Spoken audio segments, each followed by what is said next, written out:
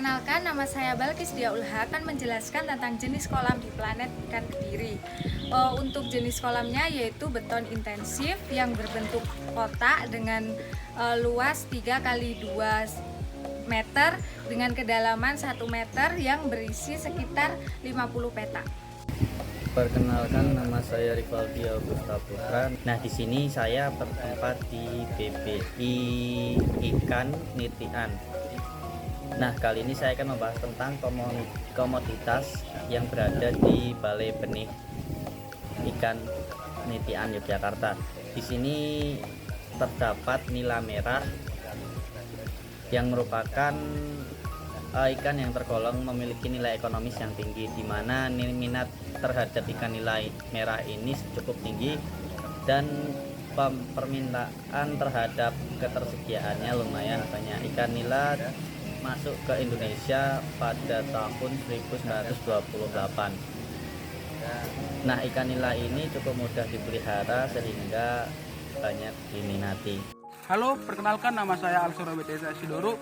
Di sini saya akan menjelaskan inlet yang terdapat pada kolam. Pada suatu kolam budidaya harus terdapat inlet. Inlet merupakan pintu air masuk. Saluran air masuk atau inlet ini harus ditata dengan rapi. Kolam yang baik itu harus memiliki pintu pemasukan dan pengeluaran air secara terpisah. Inlet ini sebaiknya dibuat di tempat yang lebih tinggi pada kolam, seperti ini.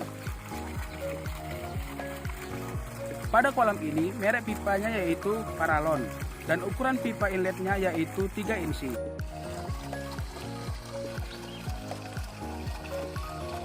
Kenalkan, nama saya Dera Ida Ramania. Saya akan menjelaskan mengenai sarana dan prasarana.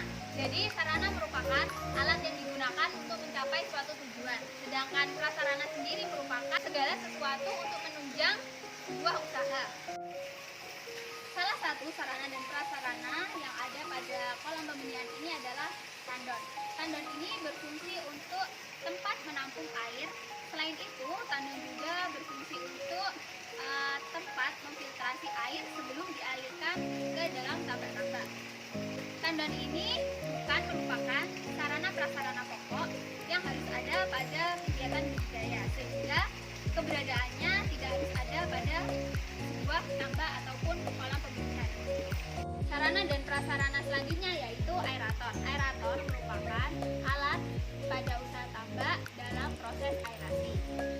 Efektivitas aerasi bergantung pada luasnya tambak yang digunakan. Mencegah lebih baik daripada mengobati. Tampaknya peribahasa ini relevan di berbagai bidang, termasuk dalam kegiatan budidaya. Dalam kegiatan budidaya, penerapan biosecurity penting untuk dilakukan. Dalam konteks tambak, biosecurity berarti upaya pencegahan agar tidak terjadi kontaminasi penyakit pada kolam tambak. Biosecurity perlu dilakukan untuk meminimalisir terjadinya kegagalan pada proses budidaya. Sebagai contoh, di instalasi perikanan budidaya Punten Batu, biosecurity yang diterapkan berupa adanya pemasangan pagar pada kolam seperti tampak di samping. Selain itu, penerapan biosecurity pada balai ini bisa berupa penyediaan benih yang berkualitas, berupa benih yang SPF atau Specific Pathogen Free. Jadi benih ini terbebas dari segala macam patogen serta dilakukan treatment air yang bagus dan pemberian pakan yang berkualitas. Di sini saya akan menjelaskan tentang salah satu sarana prasarana yang ada di BAT, yaitu autofeeder. Autofeeder adalah alat yang digunakan untuk memberi makan ikan secara otomatis. Di BAT ini, Punten Batu, autofeeder digunakan selama dua kali sehari untuk memberikan makan pada ikan, yaitu setiap pagi dan sore. Untuk sistem perairan, pada tambak pada umumnya itu biasanya kan menggunakan pompa dari, misal memompa air dari sumur atau memompa air dari laut, terus kemudian dibawa ke tandon, kemudian dialirkan ke kolam.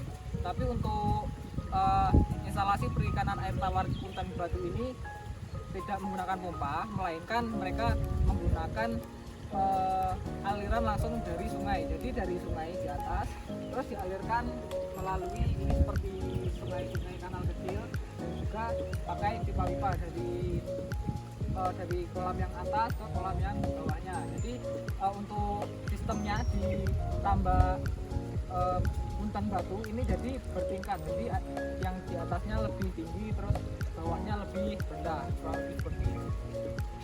Untuk aerator pada instalasi budidaya air tawar di Punten Batu tidak menggunakan aerator karena di sini kolamnya bersifat paralel sehingga tidak memerlukan pompa ataupun aerator untuk sirkulasi air untuk mendapatkan oksigennya. Selain itu juga kolam paralel di sini supaya kotoran ikannya itu tidak mengendap. Nah, outlet sendiri merupakan saluran pengeluaran air. Nah, untuk outlet yang ada di balai atau instalasi perikanan budidaya air tawar Punten Batu, di sini memiliki satu jenis ukuran. Nah, untuk siklus selama satu siklus, di sini akan dilakukan pergantian air yaitu secara bertahap untuk mengeluarkan air melalui outlet yang akan langsung disalurkan ke Sungai Brantas yang ada di sekitar balai atau instalasi yang berada di sini. Di instalasi budidaya air tawar Punten Batu hanya terdapat satu kolam instalasi pembuangan air limbah yang berada di paling bawah dan paling ujung dari kolam paralel.